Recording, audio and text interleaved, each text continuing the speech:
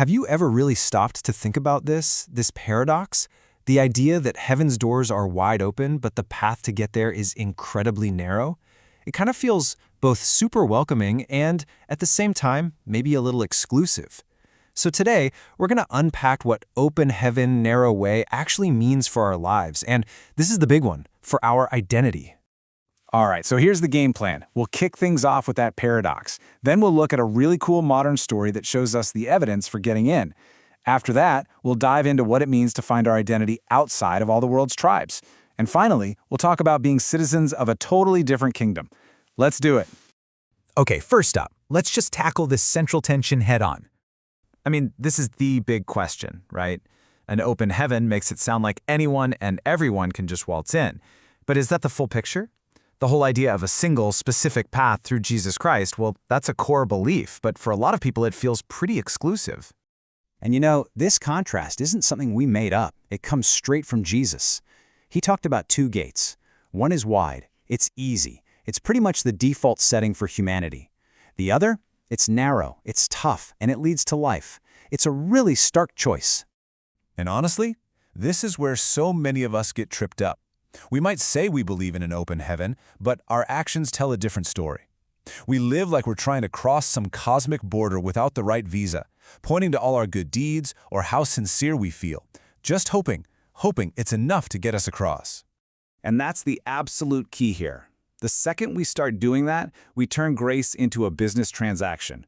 We start trying to negotiate with God, trying to prove we've earned His favor. But that's not a relationship. That's just collecting a paycheck. Grace is a gift.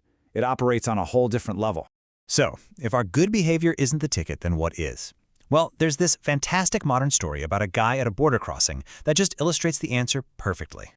Okay, so picture this. It's during those really strict COVID lockdowns in Australia. A speaker is just following his GPS, not paying super close attention, and bam, he accidentally crosses a state line. Now, getting out was easy. The gate was wide open, but getting back in? That was a completely different story. He gets stopped dead in his tracks by the police. Even though he was only on the other side for a few minutes, he's staring down a mandatory 2-week quarantine. I mean, the situation looks pretty bleak. Now, he could have argued. He could have pleaded his case with all the passion and sincerity in the world. But you know what? None of that mattered one bit to the cops at the checkpoint. His feelings were totally irrelevant. Nope. In the end, only one single thing could decide whether he was allowed back into his home state. Just one. And this is where it gets so good. A senior officer takes his phone, checks his geotagged history, looks at his recent bank transactions, and sees time-stamped, verifiable proof that he never really left. It wasn't his feelings. It was cold, hard evidence that mattered. And there it is. That's the connection. Our access to God, to the supposedly open heaven, it's not based on our feelings, our sincerity, or how many good deeds we rack up. It's based on the only evidence that heaven accepts, the fact that through faith, we are in Christ. That's the narrow way. That's the only passport that gets stamped. Okay, so if our entry's based on this one piece of evidence, our identity in Christ, what does that actually mean for how we live? Well, it leads to a really radical call, to find our true sense of belonging outside the familiar tribes of this world. You've got to understand, back in the ancient world, the camp was your whole world. It was your people, your safety, your entire identity. If you were inside the camp, you belonged, you were clean. If you were outside, you were an outcast, excluded, unclean. And this is just profound. Jesus himself was executed outside the gate. And the invitation to all of us who follow him is to leave the security of our camps and go join him out there. It's a call to step away from all the tribal systems of this world as the primary source of who we are. And let's be real, we have our own camps today, don't we? Oh yeah, political camps, left versus right, social camps, pro-vax versus anti-vax. Even in our faith, we build these little forts around our denominations and doctrines. These tribes are powerful, and they demand our total allegiance. The real danger is when we let that tribe become our main ID badge. I love this story from the Old Testament. Joshua asks God, "Hey, are you on our side or their side?" And God's answer is basically neither. He says, "I don't take sides, I take over." His kingdom just operates on a completely different plane than all our human divisions. So, living outside the camp means holding two things in this perfect, delicate tension. uncompromising truth and radical grace. Think of it like a double-edged sword. If you just swing the sword of truth without any grace, you end up hurting people and pushing them away. But if you only offer grace without any truth, you just enable brokenness.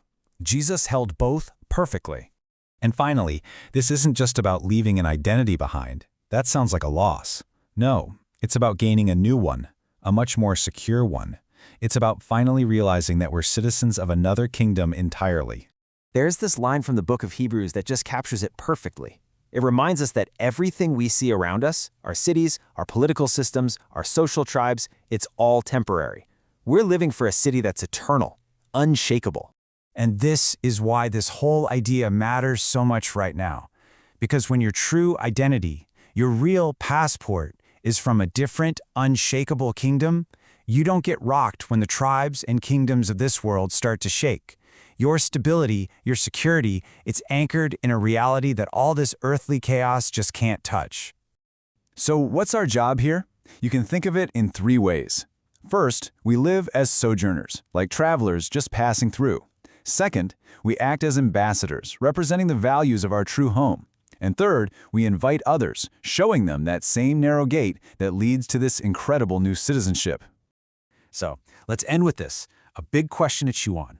In a world that is constantly trying to pull you into one tribe or another every single day, what does it actually look like to live as an ambassador? To have your core identity, your deepest sense of self, not in any earthly camp, but in an unshakable kingdom of grace and truth.